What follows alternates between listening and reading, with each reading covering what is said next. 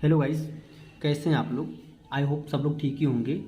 ठीक है, ये देखेंगे, ये न्यूमेरिकल का आप लोग को जो है नेक्स्ट वीडियो बता रहे हैं। 3 वीडियो उधर बता दिए थे, आप लोग शेयर जरूर करेंगे बच्चों, है ना। बहुत इंपॉर्टेंट टॉपिक्स आज बताएंगे। देखो, वायु के सापेक्ष जल तथा कांच के अपवर्तनांक क्रमशः 4/3 तथा 3/2 हैं।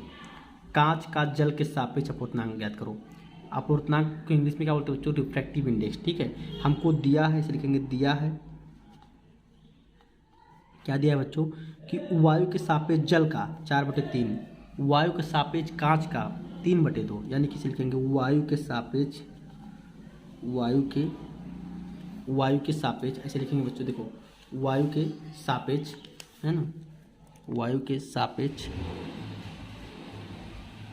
जल का अपवर्तनांक। देखो, तो वायु इधर लिखेंगे और जल को W से लिख दे रहे हैं, W, है ना।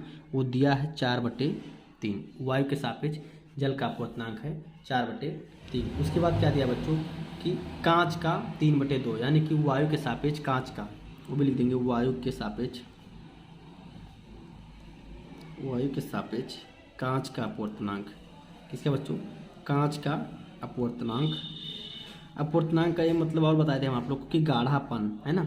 वायु के सापेक्ष कांच को हम ग्लास से लिख ले रहे हैं, कांच का अपवर्तनांक 3/2 है। उसके बाद हमसे पूछा क्या है कि फिर पूछा बच्चों, देखो ध्यान से पूछा, कांच का जल के सापेक्ष, मतलब कांच का जल के सापेक्ष, मतलब कि जल के सापेक्ष कांच का अपवर्तनांक बताना है। ठीक है, यानी कि जल के सापेक्ष कांच का अपवर्तनांक बताना है। जल के सापेक्ष कांच का अपवर्तनांक, कांच का अपवर्तनांक यहाँ लिख दे रहा हूँ। मतलब जल इधर रहना चाहिए, कांच इधर, ये क्वेश्चन मार्क। ठीक है बच्चों, जल के सापेक्ष कांच का अपवर्तनांक। ठीक, तो लिखेंगे सूत्र। तो जल के सापेक्ष कांच का अपवर्तनांक का मतलब होता है, जो यहाँ G है तो ये ऊपर, और ये W है तो W नीचे। जो इधर रहेगा वो नीचे, और जो इधर रहेगा वो ऊपर। मतलब जल के सापेक्ष कांच को बताना है ना, तो जल वाला नीचे रहेगा और कांच वाला ऊपर रहेगा। ठीक है बच्चों, ठीक है बच्चों। तो यानी कि अगर जो यहाँ पर दिया रहता है उसको ऊपर लिखते हैं, और जो यहाँ पर रहता है उसको नीचे, यानी जिसके रिस्पेक्ट में हमको करना है वो नीचे, और जिसका निकालना है वो ऊपर। अगर आगे कुछ नहीं है तो एयर लिखेंगे बच्चों।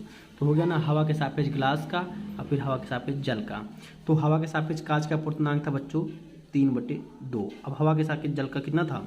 4/3, ये था बच्चों। ठीक, हवा के सापेक्ष जो कांच का अपवर्तनांक था 3/2 था, और हवा के सापेक्ष जल का अपवर्तनांक 4/3 दिया था। ठीक, तो इसका गुणा इधर और इसका गुणा ऊपर। ठीक है, ये फार्मूला अगर ऐसे रेशियो में रहता है तो इसका थर्ड पे उसका सेकंड से, और जो फोर्थ पे उसका फर्स्ट हो जाएगा।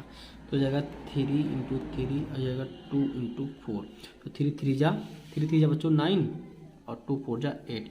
तो ये आपका आंसर है। ये आपका जो है जल के सापेक्ष कांच का अपवर्तनांक है बच्चों। ठीक है, जल के सापेक्ष कांच का अपवर्तनांक इस तरह से आप निकाल लेंगे, है ना। आप चाहे तो अपना आंसर मिला सकते हैं। देखो बच्चों, आपका आंसर भी दे रहा है कि 9/8, है ना।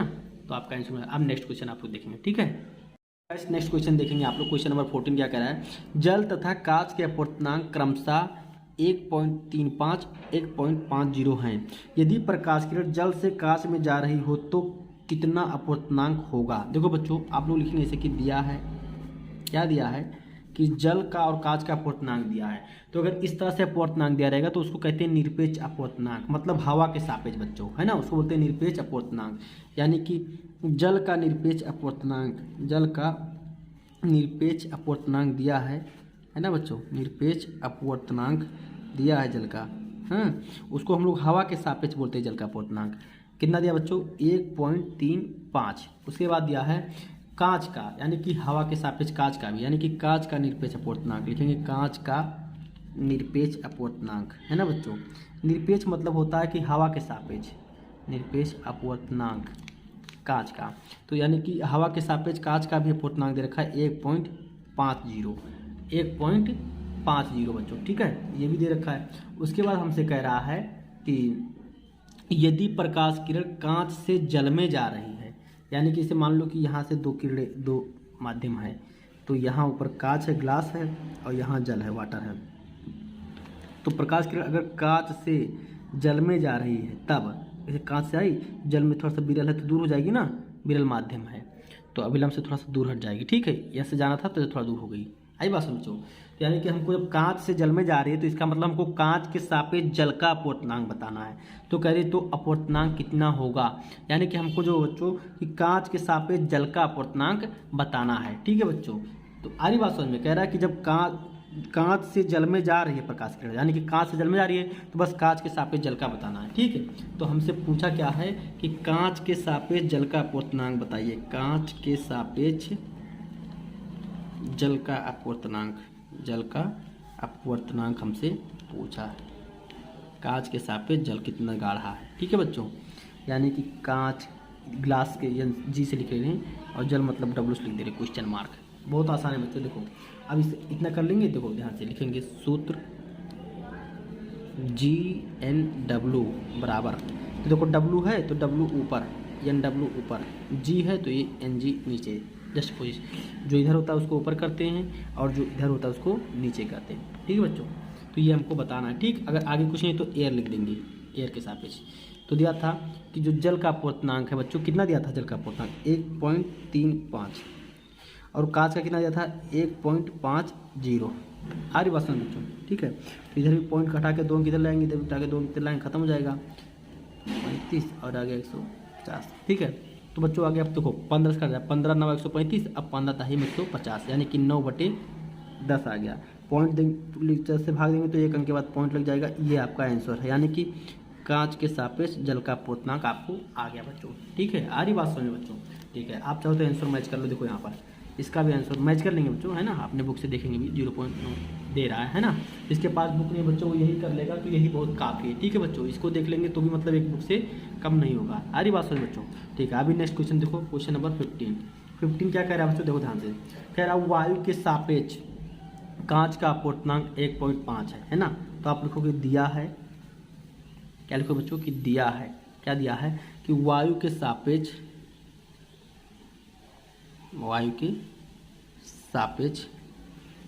कांच का अपवर्तनांक, कांच का अपवर्तनांक, यानी कि वायु के सापेक्ष ग्लास का अपवर्तनांक दिया है 1.50 है ना। उसके बाद क्या तथा कांच के सापेक्ष हीरे का अपवर्तनांक, ये भी दिया बच्चों। देखो कांच के सापेक्ष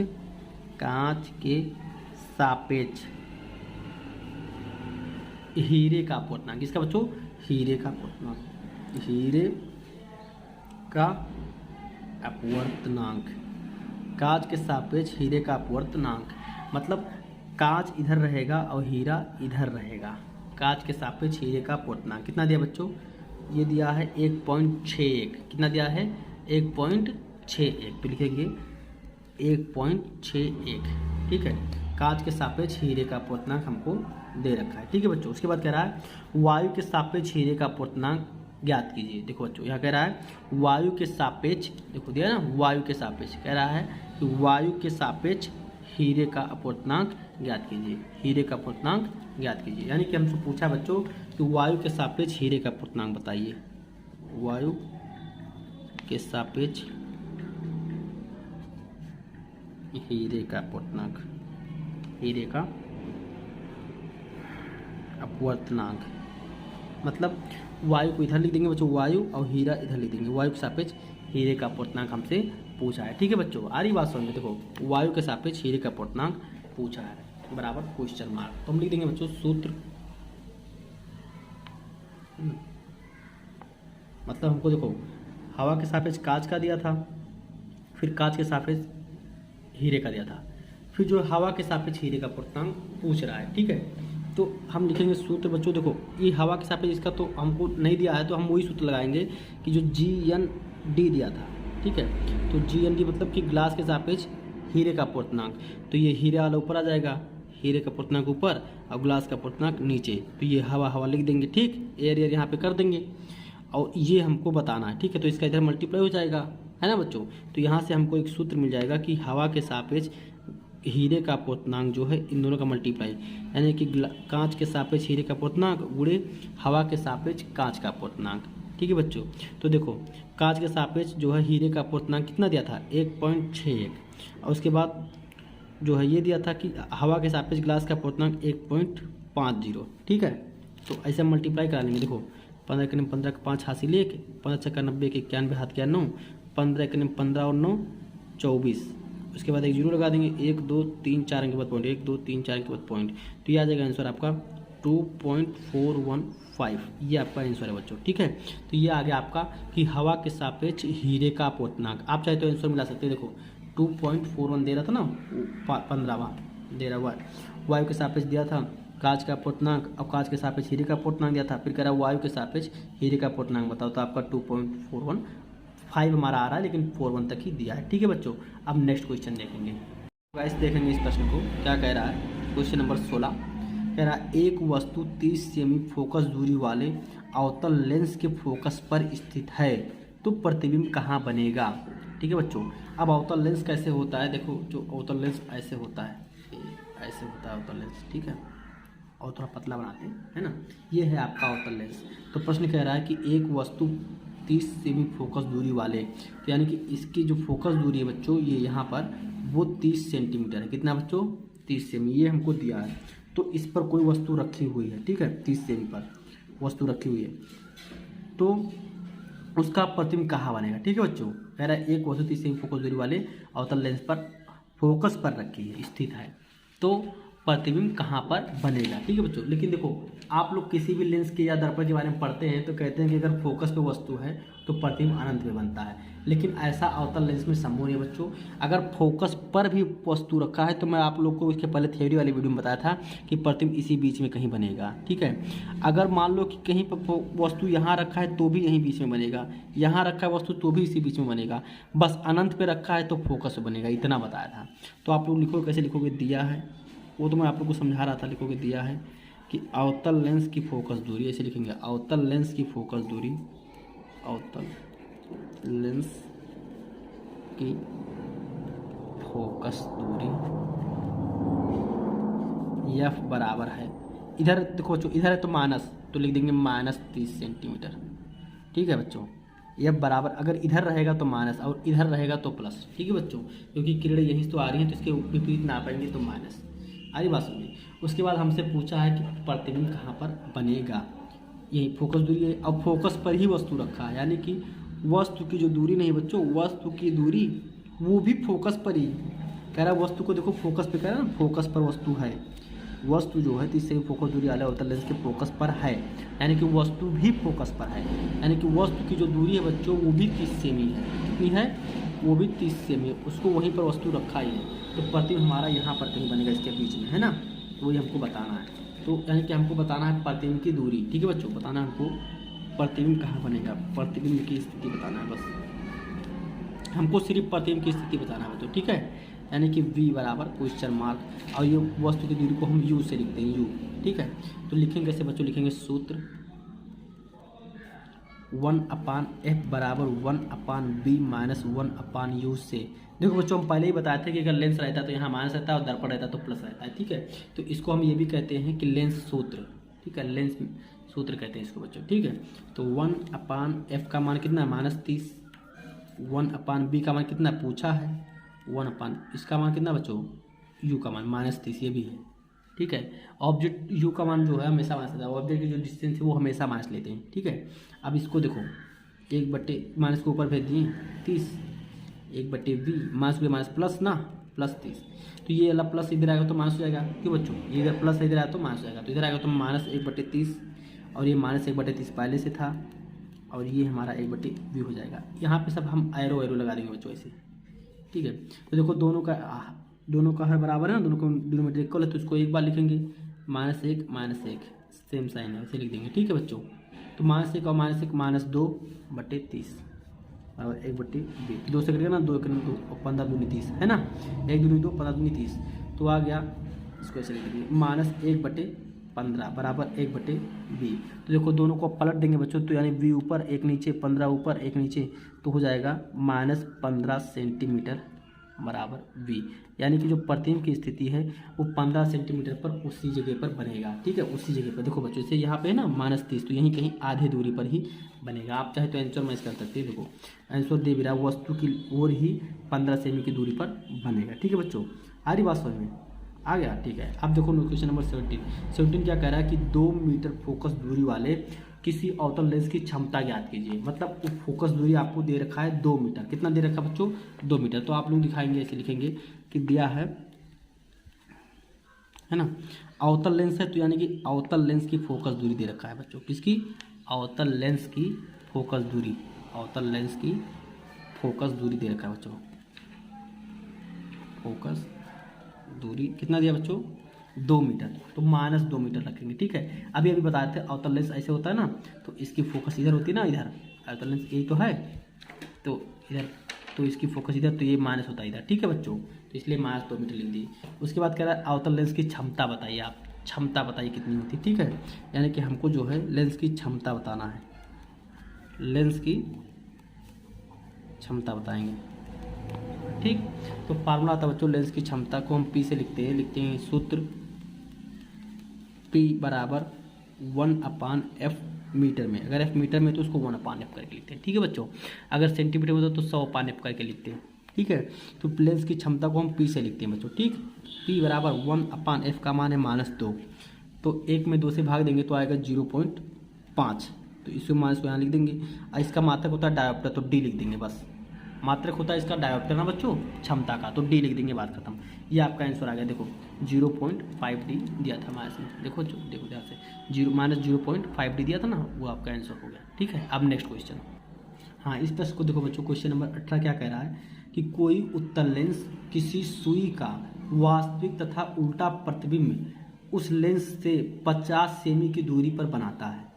यह सुई उत्तल लेंस के सामने कहाँ रखी है यदि इसका प्रतिबिंब उसी साइज का बन रहा है जिस साइज का बिंब है, तो लेंस की क्षमता भी ज्ञात कीजिए। तो बहुत आसान प्रश्न है बच्चों, देखो ध्यान से। ये हमारा होता है उत्तल लेंस, इस तरह से होता है, ठीक है।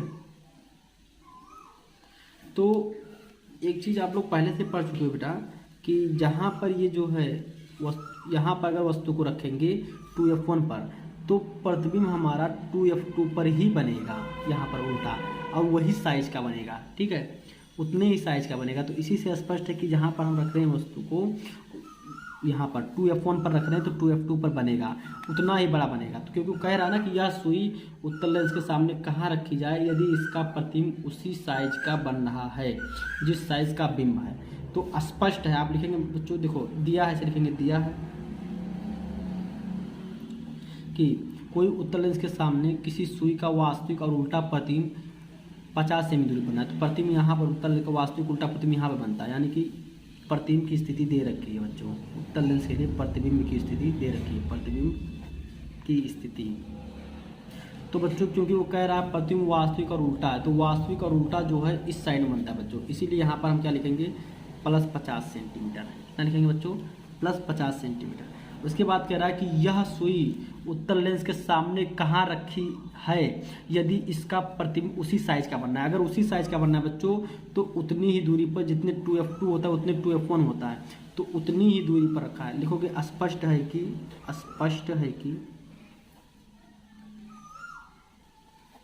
वस्तु की स्थिति है ना, वस्तु की स्थिति -50 सेंटीमीटर, उतनी ही, मतलब सेम साइज का। कैसे निकालेंगे बच्चों? देखो ध्यान से, हम निकाल के आपको दिखा दे रहे कि ये इतनी ही आएगा, ठीक है। जैसे प्रतिबिंब की स्थिति को हम किससे लिखते हैं? V से, और वस्तु की स्थिति किससे लिखते हैं? U से। तो हम इसको ला के दिखा दे रहे बच्चों कि कैसे इतने आएगा, ठीक है। तो लिखेंगे, देखो लेंस इसको ला रहे, कैसे लाता है? देखो आवर्धन सूत्र से बच्चों, देखो आवर्धन सूत्र से यम बराबर होता है I/O बराबर B/U होता है लेंस के लिए। तो कह रहा है दोनों की आकृति बराबर है, उसी साइज का है, यानी I और O बराबर। ऐसे मान लो कि ये I बराबर x है और O बराबर भी x है, तो ये देखो ये x कट जाएंगे ना भाई, I और O कह रहा था बराबर है, तो सेम में कट जाएंगे, एक आ जाएगा तो बराबर V/U आ जाएगा। तो देखो ध्यान से, U का मल्टीप्लाई इधर हो जाएगा, तो U बराबर आ जाएगा V, यानी कि जितने डिस्टेंस U का उतने डिस्टेंस V का होता है बच्चों, ठीक है। तो जो है V का मान कितना दिया था आपको? तो V का मान आपको जो है दिया था 50 सेंटीमीटर, तो U बराबर में 50 आ जाएगा, ठीक है। और यहाँ पर जो है -1 था बच्चों। कैसे -1 आया था बता रहा हूँ, जब वो बराबर और उल्टा कह रहा था प्रतिबिंब को, तो प्रतिबिंब जब उल्टा है तो ऊपर माइनस तो रहेगा, इसीलिए यहाँ पे -1 आया था। ये माइनस हो जाएगा तो ये माइनस आ जाएगा आपका वस्तु की दूरी। वही हम लिखे कि स्पष्ट है कि वस्तु जो है 50 सेमी की दूरी पर है। तो उसके बाद ये चीज़ तो आपको मिल गई कि वस्तु जो है 50 सेमी की दूरी पर है, ये सूत्र लगा के बता देंगे। ठीक है बच्चों, कौन सूत्र लगाएंगे? आवर्धन सूत्र से। तो आवर्धन सूत्र से आपको जो है वस्तु की जो दूरी मिल जाएगी। ठीक, इसके बाद हमको क्या बताना है कि हमको क्षमता बताना। तो क्षमता के लिए पहले हमको फोकस निकालना है बच्चों, फोकस दूरी।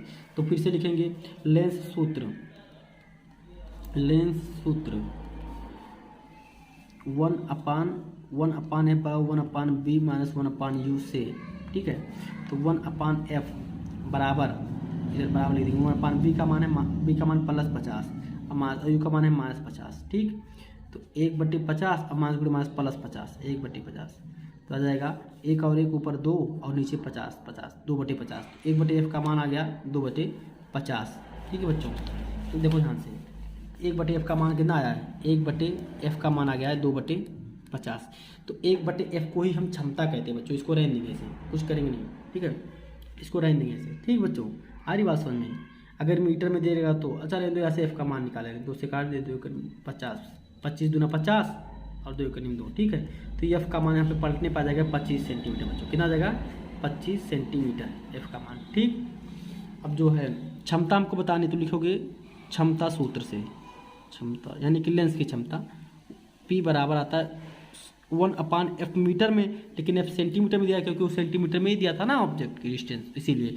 तो अगर सेंटीमीटर लेना तो 100/f सेंटीमीटर में ले लेंगे बच्चों। ठीक है, तो हो जाएगा 100/f सेंटीमीटर में आ गया 25 सेमी। ठीक है, उत्तर लेंस था इसीलिए फोकस दूरी धनात्मक थी बच्चों। ये भी चेक कर लेंगे कि कौन धनात्मक कौन ऋणात्मक। उत्तर लेंस में देखो, उत्तर लेंस में इधर होता है ना, जैसे कि ये हमारा, देखो ध्यान से, ये हमारा उत्तर लेंस है, तो इसकी मेन फोकस ये होती है, तो इधर प्लस होता है बच्चों। ठीक है, तो इसीलिए इसका फोकस दूरी जो है प्लस आया था बच्चों। आ रही बात समझ में? तो इसलिए करें 25 चौका 100, तो आ गया 4 डायोप्टर। आ रही बात समझ बच्चों? इस तरह से जो क्षमता है इसकी 4 डायोप्टर है, और जो है क्या बोलते हैं उसको, अरे, तो इसकी क्षमता जो है बच्चों वो आ गया 4 डायोप्टर। डायोप्टर को हम डी से लिखते हैं। ठीक है, तो उसके बाद जो है फोकस दूरी हम यहाँ से निकाल ली, उसके बाद इसमें 100/f करके यहाँ से क्षमता निकाली, तो क्षमता आपको मिल गई है।